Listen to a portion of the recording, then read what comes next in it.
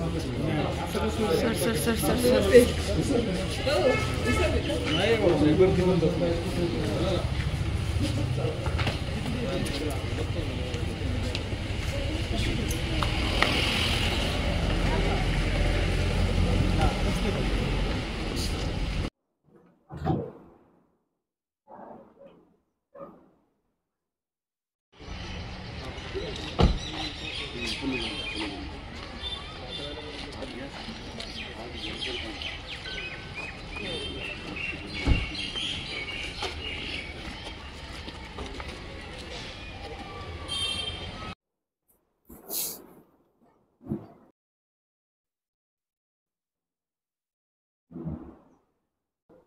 अजून एक खुर्ची लावा, ते गुंजवटे साहेबांना बसू.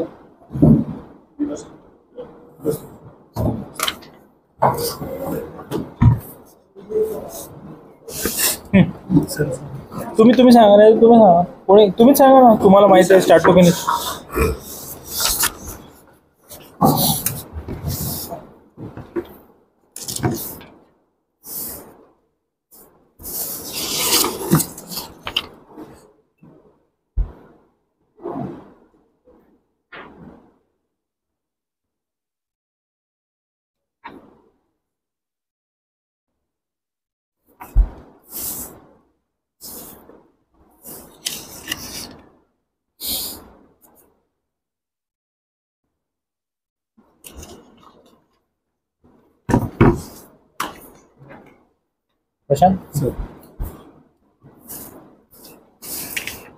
शिरूर पोलीस स्टेशन, पुणे ग्रामीण मधील शिरूर पोलीस स्टेशन येथील रांजणगाव सांडस येथे एका थांबव तू थांब.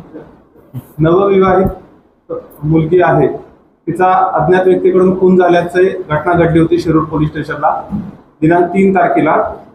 आणि घटना फिर्याद अशी होती की 3 तारखेला ती घरी एकटी असताना कुणीतरी अज्ञात व्यक्तींनी अज्ञात कारणासाठी घरामध्ये शिरून तिचा गळा नायलॉनच्या दोरीने आवळून आणि इलेक्ट्रिक करंट देऊन तिचा खून केला अशी फिर्याद होती. त्या अनुषंगानं माननीय SP sir, additional sir, LCB आणि स्थानिक पोलीस स्टेशन यांच्या मदतीने आरोपींचा शोध घेण्यासाठी वेगवेगळी पथके आपण तयार केली होती. फिर्याद, त्याचे नातेवाईक, त्याच पद्धतीनं जी मयत महिला आहे तिच्या घरचे नातेवाईक यांची सविस्तर विचारपूस केली. त्याच पद्धतीने इतर जे तांत्रिक पुरावे आहेत, CDR असेल, CCTV फुटेज असेल, या सर्व तांत्रिक पुराव्याच्या आधारावरती आपण म्हणजे जवळपास एक दिवसामध्येच आपण 24 तासामध्येच या गुन्ह्यातील जो आरोपी आहे, मूळ आरोपी, त्या नवविवाहित महिलेचाच पती होता, त्याला आपण अधिक सखोल चौकशी केली असता त्यानं गुन्ह्याची कबुलीही दिली आणि इतर जे काही पुरावे आहेत याच्या आधारावरती असं निष्पन्न झालं की सदर जो खून आहे तो तिच्या पतीनेच केला आहे. आणि याचे कारण त्या जी नवविवाहित महिला आहे तिच्या लग्ना अगोदरचे जे काय त्या महिलेचे अनैतिक संबंध होते आणि त्या संबंधानं पतीला माहीत पडल्यामुळे पतीने तिचा खून केलेला आहे.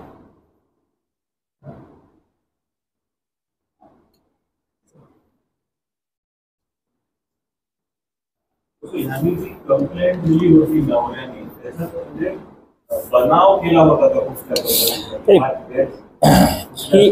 ही प्रेस घेण्यामागचा महत्वाचा उद्देश आहे की जेव्हा ही घटना घडली तेव्हा असं ते प्रोजेक्ट झालं होतं की दिवसाढवळ्या चोरीच्या उद्देशाने कोणीतरी त्या घरामध्ये शिरलंय आणि ते शिरल्यानंतर त्या महिलेचा चोरी करण्याच्या उद्देशाने तिने काहीतरी रेजिस्ट केलं आणि त्यामध्ये त्या महिलेचा खून करण्यात आला, असं ते इनिशियली म्हणजे प्रायमा फेसी तसं ते वाटत होतं.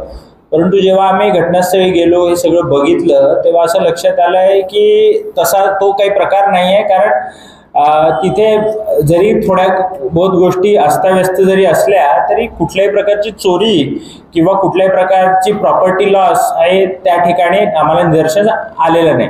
त्यामुळे पुढे जेव्हा आम्ही त्याच्याबद्दल अधिक चौकशी केली तर तिच्या घरच्यांचंच इन्व्हॉल्वमेंट ह्याच्यामध्ये निष्पन्न झालं आणि मग अजून सखोल तपासणी केल्यानंतर असं लक्षात आलं की तिचा पती, कारण ही मुलगी ही नवविवाहित होती, 7 महिन्यापूर्वी तिचं लग्न झालं होतं आणि तिच्या पतीनेच तिचा खून केला.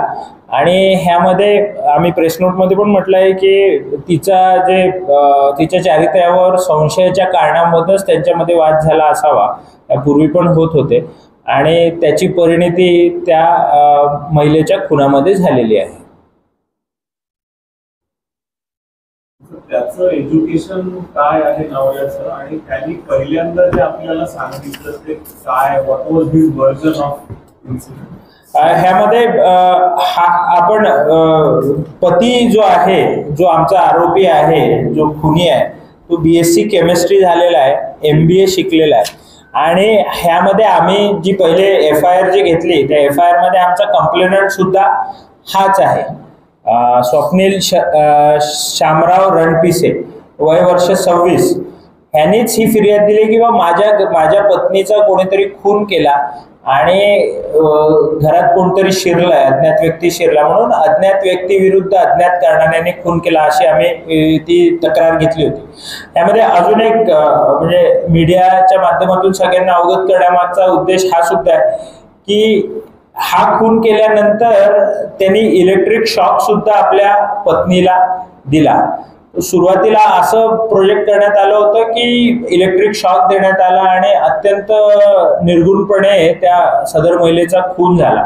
ह्याच्यामध्ये ही सुद्धा काही लोकांनी शंका उपस्थित केली होती त्या दिवशी की त्यांच्यावर काही शारीरिक आणि लैंगिक अत्याचार त्या स्त्रीवर झालेले आहेत का. तर ह्या सगळ्या गोष्टींची आज 4 दिवसांनंतर आम्ही जेव्हा आपल्या समोर येतोय, तर ह्या सगळ्या गोष्टींची आम्ही शहानिशा केलेली आहे की ते इलेक्ट्रिक शॉक सुद्धा त्या पतीनेच, म्हणजे जो खुनी आहे त्यानेच तिला दिलेला आहे आणि त्या संदर्भाने त्याने कबुली दिली आहे.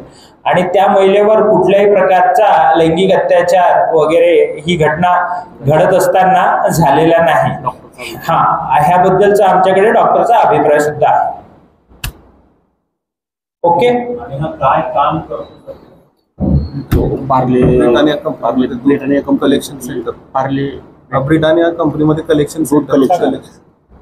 तो ब्रिटानिया कंपनी आहे, त्याच्यामध्ये कलेक्शन सेंटर्स वरती तो काम करतो आणि कॉम्प्युटरचं ते क्वालिटी चेक करण्याचं तो काम करतो. BSc आणि MBA.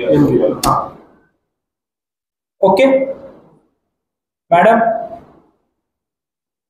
मिरर